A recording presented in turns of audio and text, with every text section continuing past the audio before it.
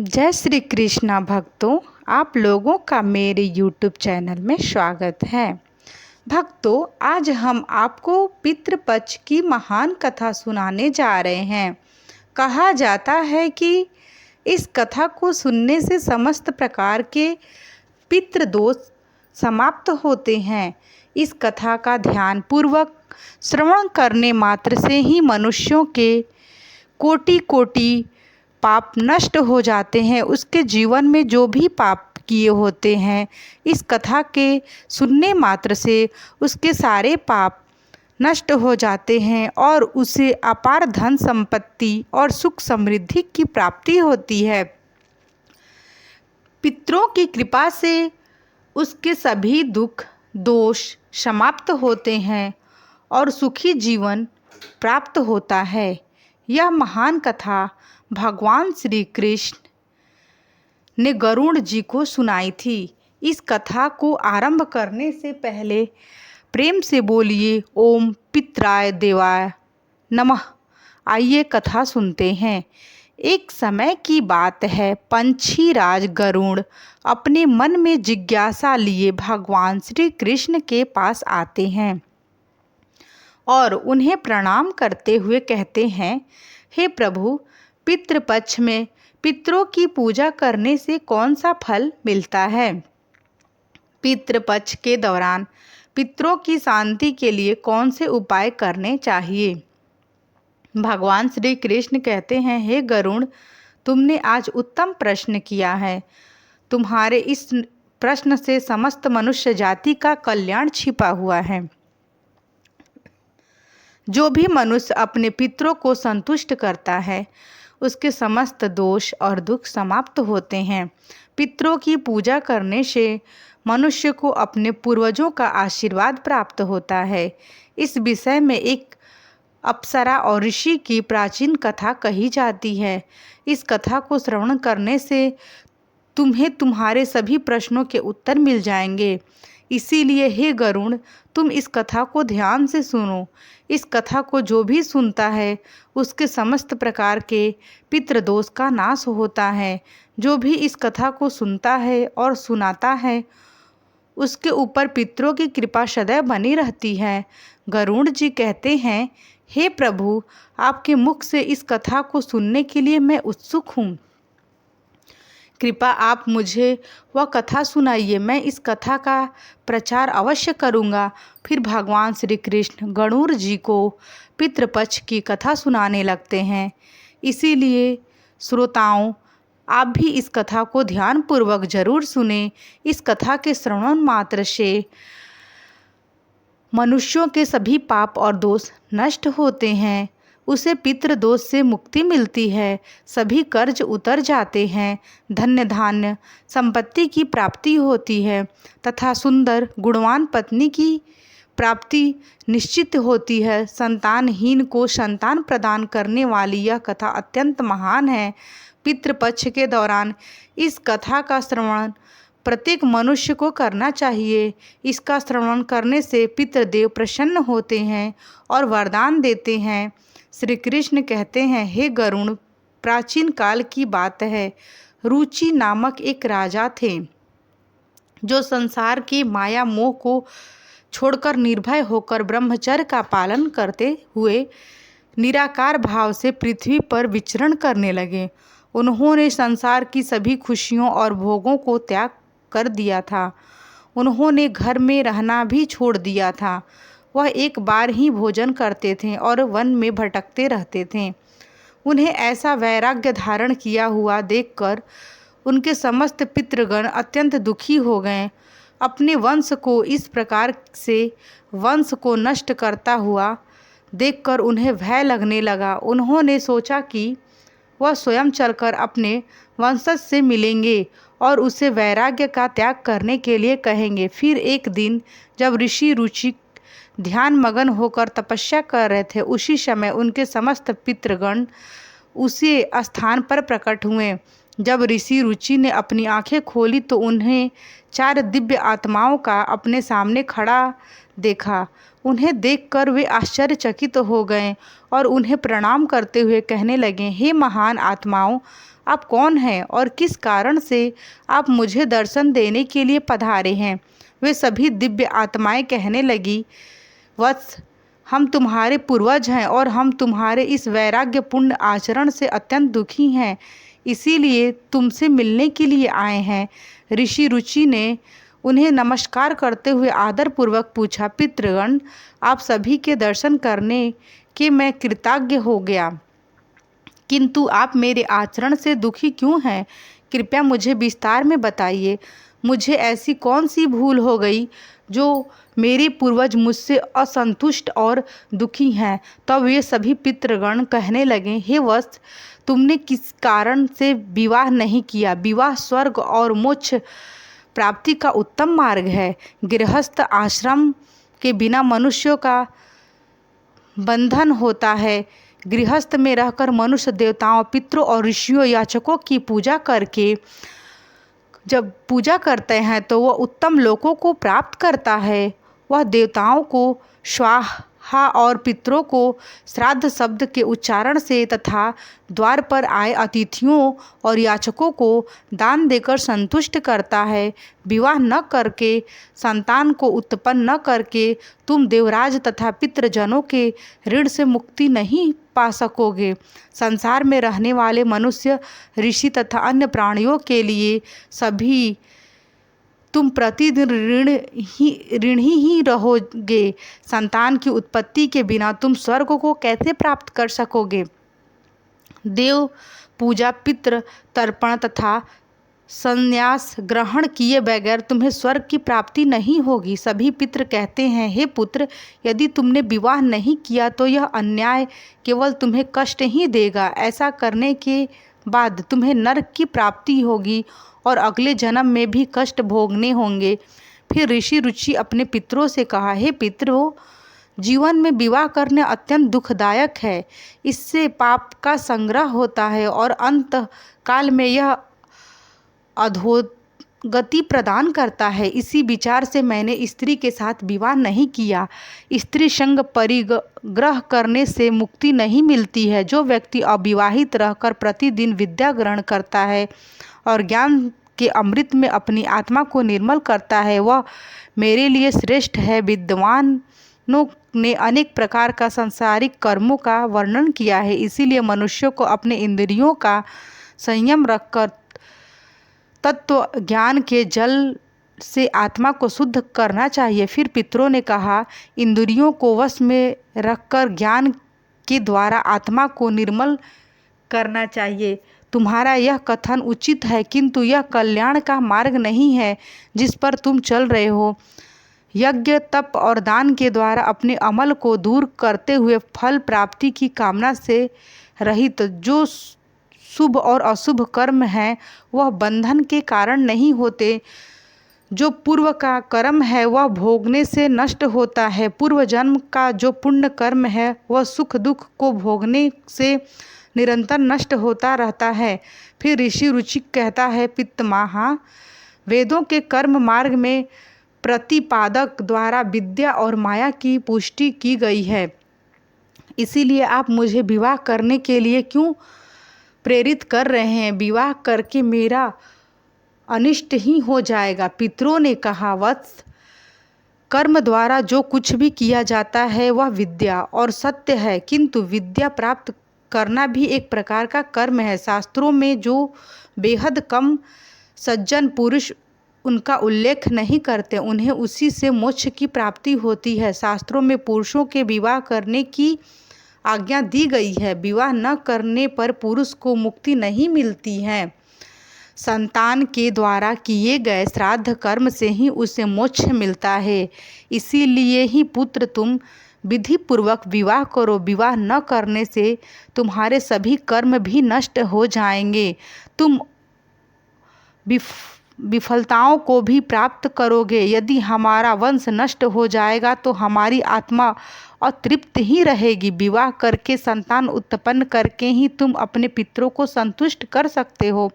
श्री कृष्ण ने कहते हैं, हे गरुण, इस प्रकार से अपने पितरों के वचन सुनकर ऋषि रुचिक को बड़ी गलानी हुई। उन्होंने विवाह करने का निश्चय किया। फिर ऋषि रुचिक ने अपने पितरों से कहा, हे पितृगण, अब तो मैं बूढ़ा हो गया हूँ, कौन मुझे अपनी कन्या प्रदान करेगा? वैसे भी मुझे जैसे वृद्ध व्यक्ति के लिए विवाह करना अत्यंत ही कष्टदायक है। फिर पितरों ने कहा, वत्स, यदि तुम हमारे वचनों का पालन नहीं करोगे तो निश्चित ही हम सभी पितरों का पतन हो जाएगा और तुम्हारी अधोगति हो जाएगी। इतना कहकर सभी पितृगण अदृश्य हो गए। श्री कृष्ण कहते हैं, हे गरुण, पितरों के द्वारा ऐसे वाक्य सुनकर ऋषि रुचिक मन ही मन अत्यंत व्याकुल हो उठे।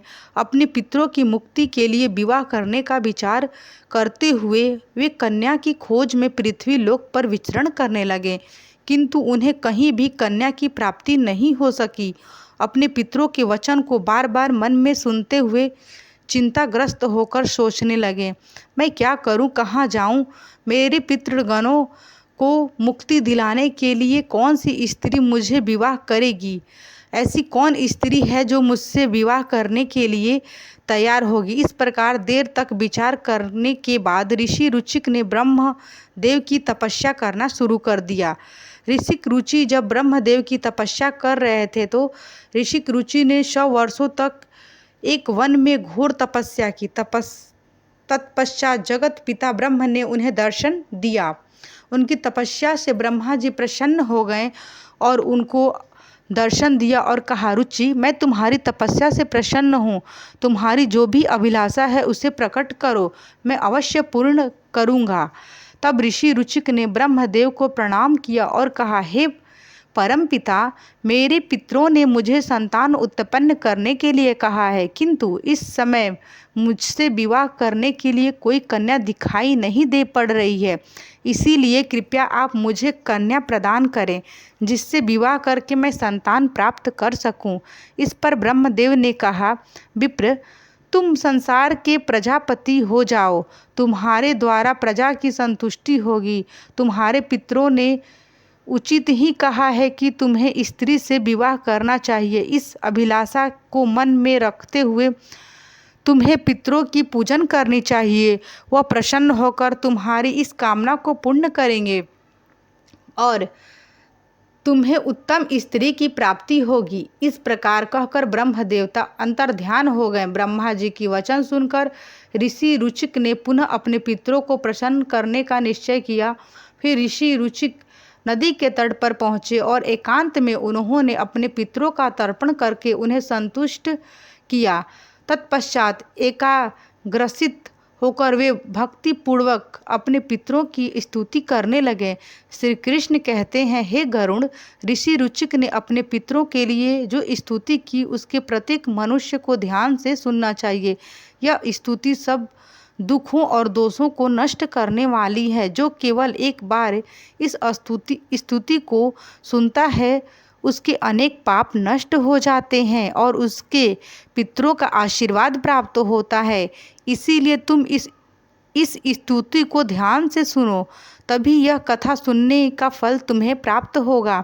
महात्मा रुचिक इस प्रकार स्तुति करने लगे, जो आदि देवता के रूप में विद्यमान रहते हैं और जो श्राद्ध के अवसर पर देवताओं से स्वाधा द्वारा तृप्त किए जाते हैं, उन सभी पितृगणों को मैं नमस्कार करता हूँ।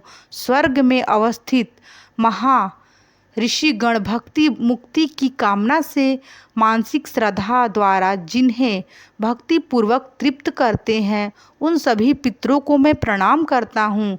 अग्निश, मन बड़े सहित आजा और सोमप नामक पितृगण हैं। वे सभी इस श्राद्ध में मेरे द्वारा संतृप्त होकर तृप्ति को प्राप्त करें। अग्निशाखा पितरों मेरी पूर्व दिशा की रक्षा करें। बरीसद नामक पितृगण सर्वदा मेरी दक्षिण दिशा की रक्षा करें। आग पितृजन पश्चिम दिशा की तथा सोम पितृगण उत्तर दिशा की रक्षा करें। यह समस्त पितृजन राक्षस, भूत, पिशाच और असुर गणों के कारण उत्पन्न दोष से नित्य सब प्रकार से हमारी रक्षा करें। पितरों के 31 गण होते हैं, जिनमें से यह संपूर्ण जगत का व्याप्त है।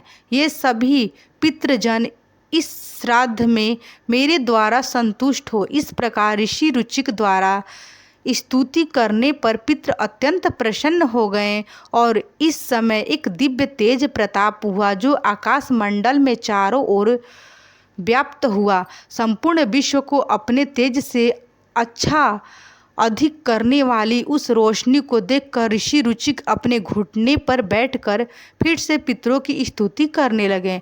रुचिक की स्तुति को सुनकर पितृगण अत्यंत प्रसन्न हुए और वह उनके सामने प्रकट हुए। रुचि ने पुष्प से उन्हें निवेदन किया। वे सभी पितृ उन्हीं को धारण करके उनके सामने प्रकट हुए। रुचि ने भक्तिपूर्वक हाथ जोड़कर अपने पितरों को प्रणाम किया और निवेदन किया। प्रसन्न होकर पितृ ने कहा, पुत्र, तुम्हारी यह स्तुति से हम अत्यंत प्रसन्न हैं, इसीलिए अब तुम्हारी जो भी कामना है वह निसंकोच होकर कहो। फिर नतमस्तक होकर रुचिक ने पितरों से कहा, हे पितृदेव, ब्रह्मदेव ने सृष्टि की रक्षा करने के लिए मुझे प्रजापति बनाया है, इसीलिए मैं आपसे संतान उत्पन्न करने में समर्थ गुणवान चरित्रवान पत्नी की कामना करता हूँ। फिर पितरों ने कहा, इसी स्थान पर अभी इसी क्षण तुम्हें उत्तम मनोरथ पत्नी की प्राप्ति होगी और उसी से तुम्हें पुत्र होगा। रुचिक का पुत्र बुद्धिमान और बलशाली होकर तीनों लोकों में ख्याति प्राप्त करेगा। उसके भी अतिशय बलवान और महाप्रकमी महात्मा और पृथ्वी का पालन करने वाला बहुत से पुत्र होंगे। इतना कहकर समस्त पितृगण ऋषि रुचि को आशीर्वाद देकर उसी स्थान से अंतर ध्यान हो जाते हैं। पितरों के अंतर ध्यान होते ही पितरों की कृपा से इस समय उस नदी के मध्य से ही रुचि के समीप प्रिय लगने वाली सुंदर श्रेष्ठ एक अप्सरा प्रकट हुई। उसे श्रेष्ठ अप्सरा ने मधुर वाणी में महात्मा रुचि से कहा, वरुण के पुत्र महर्षि पुष्कर द्वारा मेरी एक अतिशय सुंदर कन्या उत्पन्न हुई है। मैं उस सुंदर रूप वाली कन्या को भार्या के रूप में आपको प्रदान करती हूँ। आप इससे विवाह करें। इस कन्या से आपको अभिषेक बुद्धिमान मनु नाम का पुत्र होगा। फिर प्रजापति रुचिक ने उसे अप्सरा कन्या से विवाह किया। श्री कृष्ण कहते हैं, हे गरुड़, इस प्रकार से ऋषि रुचिक ने अपने पितरों को प्रसन्न करके विवाह के लिए कन्या प्राप्त किया और अपने वंश को आगे बढ़ाया। कथा के अंत में भगवान श्री कृष्ण ने गरुड़ जी को पितरों को प्रसन्न करने के अनेक उपाय विस्तार में बताए। यह उपाय मनुष्यों के जीवन में पितृदोष को समाप्त करने और पितरों की कृपा प्राप्त करने के लिए अत्यंत आवश्यक माने जाते हैं। श्री कृष्ण कहते हैं गरुड़ जी से कि पितरों को प्रसन्न करने के लिए कुछ विशेष अनुष्ठान, तर्पण और धार्मिक कार्यों का पालन करना आवश्यक होता है। आइए जानते हैं उन महत्वपूर्ण उपाय के बारे में। पितरों को प्रसन्न करने का सबसे पहला और मुख्य उपाय तर्पण क्या है? तर्पण का अर्थ होता है जल अर्पण करना। पितृपक्ष के दौरान पवित्र जल को हाथ में लेकर पितरों का आह्वान करते हुए उन्हें जल का अर्पण करना चाहिए। तर्पण में काले तिल, जल, दूध और कुश का उपयोग किया जाता है। यह कार्य पवित्र मन और श्रद्धा से करना चाहिए, जिससे पितृगण तृप्त होकर प्रसन्न होते हैं। तर्पण करते समय ओम पित्राय नमः श्रद्धा मंत्र का उच्चारण करना चाहिए, जिससे पितृ संतुष्ट होते हैं और आशीर्वाद प्रदान करते हैं। श्री कृष्ण कहते हैं, श्राद्ध कर्म पितरों की तृप्ति के लिए एक महत्वपूर्ण अनुष्ठान है। इसमें पितरों के नियमित भोजन, फल और वस्तु अर्पण किए जाते हैं।